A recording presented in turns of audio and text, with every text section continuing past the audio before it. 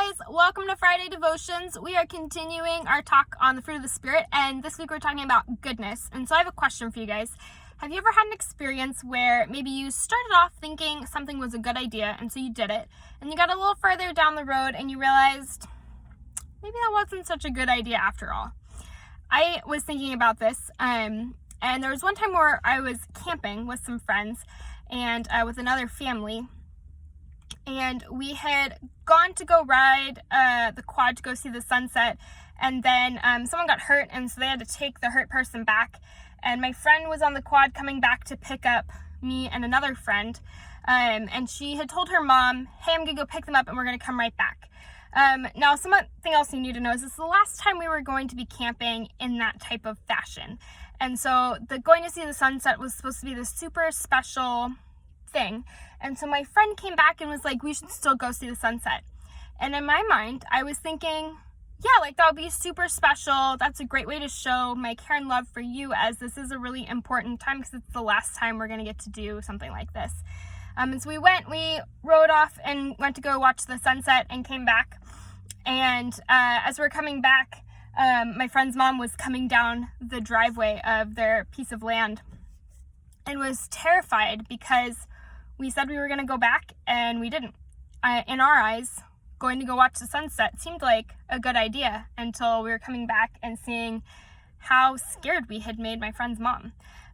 Sometimes in the moment things seem good, and then later on we realize maybe what we thought was a good idea wasn't a good idea. Which is why I think it's really interesting, right? That one of the fruit of the spirits is goodness. It produces good things.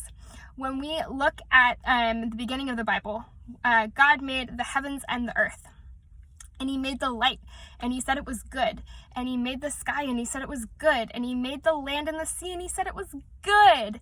He made the animals and the plants and everything, he said it was good. It says 7 times in Genesis chapter 1 that God made it and it was good. In Genesis chapter 2, we see the first time that God says something is not good. He says it's not good for man to be alone, and so he creates woman. And the two of them are supposed to rule the world together in a partnership where they are supposed to be fruitful and multiply and fill the earth with the image of God. And so we see all throughout Genesis chapter 1 and 2, the person who is defining what's good and what's not good is God. And then, so where they're in the garden, and in the middle of the garden, there's 2 trees. There's a tree of life, and there's a tree of knowledge of good and not good. And God tells Adam and Eve, he says, don't eat from that tree, the tree of knowledge of good and evil, because it will hurt you. It will bring death. Eating from that tree is not good. And so God defines eating that tree as not good, not because he wants to be a killjoy, but because it will hurt them. And Adam and Eve see it. They see that tree. And they say, it looks good. The fruit looks like it would be good to eat. The fruit is beautiful. The fruit looks like it would give us good things. It would make us know more. And so they decide, I know God said it's not good, but I'm going to say it's good. And so they eat it, and they disobey God. And all of a sudden, death and chaos and destruction comes. Adam and Eve no longer get to live in this beautiful, good garden. They live in this broken world full of toil and sin. Their children murder one another. There's all this pain and brokenness because instead of choosing to trust God to let God decide what is good and not good, they decided to try and do it by themselves, and it doesn't work. And we see this all throughout the story of the Bible.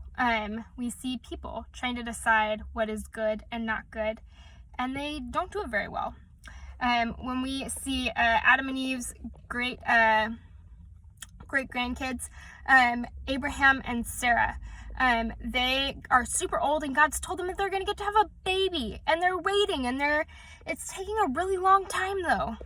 And they're like, you know what? I know God said this, but maybe we could just speed it along a little bit. And so they see their servant Hagar. And they're like, she could have a baby. And so Abraham sees her and he takes her, Just like Adam and Eve saw the fruit, they thought it looked like a good idea, and they took it. And so Abraham takes Hagar, and she gets pregnant, and then Sarah gets jealous, right? Because sometimes the things we think were good ideas back here, we kind of realize, maybe this wasn't such a good idea. And Abraham says this really interesting thing to Sarah. He says, she's your servant, do what you think is good. And so Sarah mistreats and abuses Hagar because she thinks that will solve her problems. She sees a situation and she does what she thinks is good, but it's not good. It's not good for Hagar. It's not good for her baby. It's not good for God, right? And it's not good for the world. When we do violence, it just creates more violence and hurt and pain. And so we've got this situation where the people, humans, keep seeing situations and they keep trying to do things that they think are good. And it keeps bringing more and more pain and brokenness. All throughout the story, we keep seeing this phrase, and it says, they did what was right in their own eyes. And so they did what they thought was good. But humans have a really hard time of deciding what's good and what's not good. Maybe you can think of things that you've seen in history or in the news of times where people did something that they thought was a good idea, but really it was only good for them. And maybe it wasn't even really good for them. It hurt all kinds of people in the process. And we're really good at this, of creating chaos and pain and brokenness. And we don't always have the wisdom to know how to choose what is good. But check this out. Jesus comes on the scene, and he always only does what is good. Even when it's hard for him, when it's at a personal, heavy cost to himself, he does what is good. He does what is good for others. He does what is good even when it costs him his life. He lays his life down on the cross, and he pays for all the things that we've done that we did that weren't good, that hurt other people, that brought pain and brokenness. And he pays for those things with his life. And then he rises from the dead, and he fills us with his Spirit, and he gives us wisdom, and he helps us to better know what's good for everybody. He helps us to go slow and ask questions and to learn. He helps us to do good things even when it's hard. I want to read you guys this verse from Colossians chapter 1. It says, "For this reason, since the day we heard about you, we have not stopped praying for you. We continually ask God to fill you with the knowledge of his will through all wisdom and understanding that the Spirit gives, so that you may live a life worthy of the Lord and please him in every way, bearing fruit in every good work, growing in the knowledge of God, and being strengthened with all power according to his glorious might, so that you might have great endurance and patience, and giving joyful thanks to the Father who has qualified you to share in the inheritance of his holy people in the kingdom of light. For he has rescued us from the kingdom of darkness and brought us into the kingdom of his Son, whom he loves, in whom we have redemption, the forgiveness of sins." So check that out, right?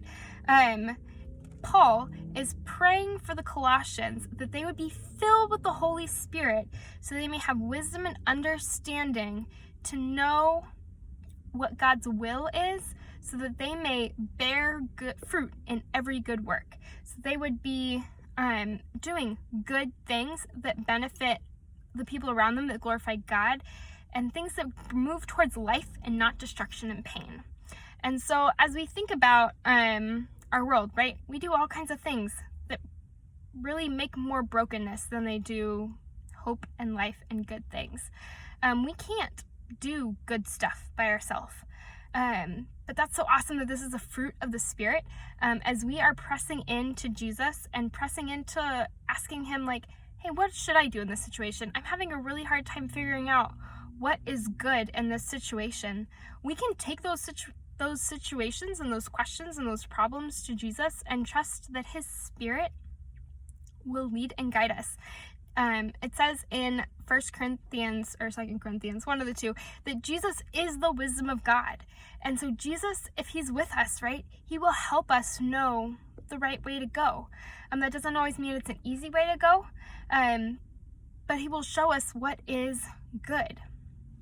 And as he walks along with us, he gives us strength and endurance so that we can keep walking that good road. I have a couple questions for you guys. The first one is, what situations in your life right now are you facing where it's hard to figure out what is good? And so think about what are those situations, and then think about what does Jesus say about that? Have you talked to him about it? Have you searched out his word? Have you gone and talked to wise people? When we're facing situations, sometimes it's really easy to just do the first thing that pops into our heads. But let's be people who are able to go a little bit slower and to seek out God's wisdom to know what is good so that we can live in a way that benefits and serves and helps other people and helps our community and glorifies God. Super excited to see you guys. This week we've got junior high from 5 to 6:30 and senior high from 6:30 to 8. You have to wear your mask outside the pool. Inside the pool, you don't have to wear your mask, and we're going to be at Becca's house. If you need the address, text, and I'm super looking forward to seeing you guys. Have a great rest of your day. Bye.